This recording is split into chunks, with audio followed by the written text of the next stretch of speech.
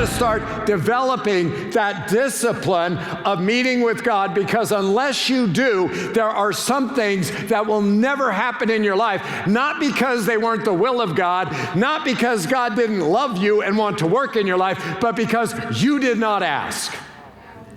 James said, you have not because you ask not. Jesus said, ask and you'll receive. You have to be in his presence personally. You have to seek his face. And when you do, powerful things will happen.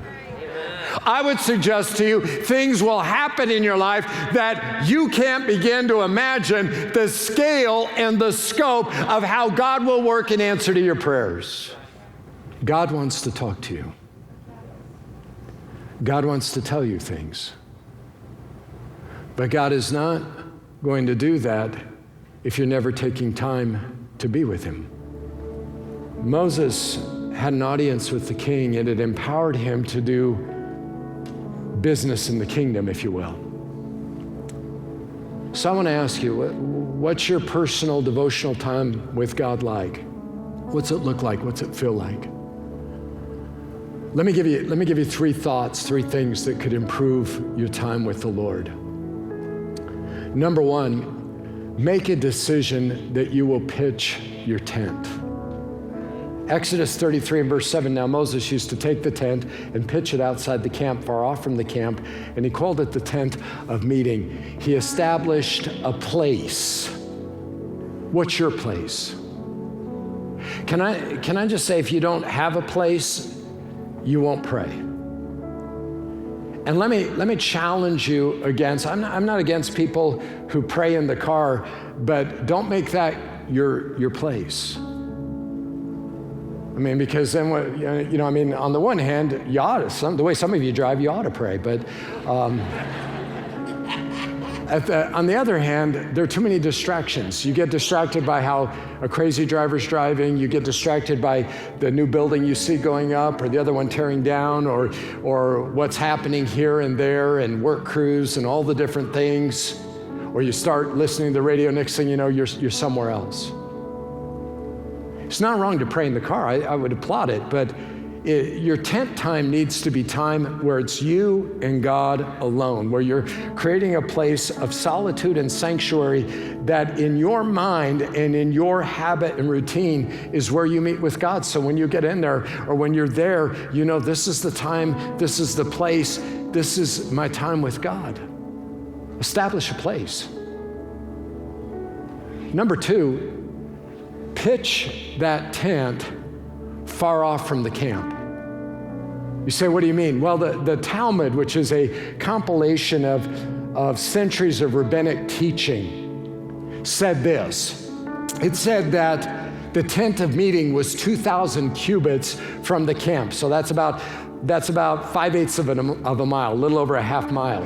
So here's Moses, and he lives in the center of the camp. So the tabernacle's in the center, and Moses and Aaron's family, they live right in the front on the east side of the tabernacle. But now he's gonna have to walk through the camp, and he's gonna leave the camp, and then he is going to go for a half mile. And as he's going on that half mile, he's preparing himself, no doubt, but he understands he's got to get away from all of the distractions, all of the things that vie for his attention, all of the things that would clamor, and he's got to set that aside so he can be with God. That's why you need to take your phone and you put it away. You shut off your computer screen, whatever it is that distracts you. I think D.L. Moody said that the devil will do anything to keep you from praying, even to the point of causing you to notice a shade that isn't quite closed. Have you ever noticed that? Like you're going to pray and all of a sudden things you couldn't care less about, like you see a little picture that's crooked on a wall or something, you would never care about it, but now all of a sudden you're like, huh. Or you start studying something that once you're done with praying, you're like, I'm so over it. That's the devil. He hates your praying because he knows that when you pray, powerful things are going to happen. So anything he can do to keep you from praying, he's all over it. But Moses set aside everything. He leaves it behind so that he can have his time with God without distraction. And number three, give your place a name. Moses gave his place the name the tent of meeting. Your name might be way more creative. My name's fairly plain. Mine is my appointment with God. And I do that for this reason, because there are times people ask me to go to be at something, and I always tell them I have an appointment.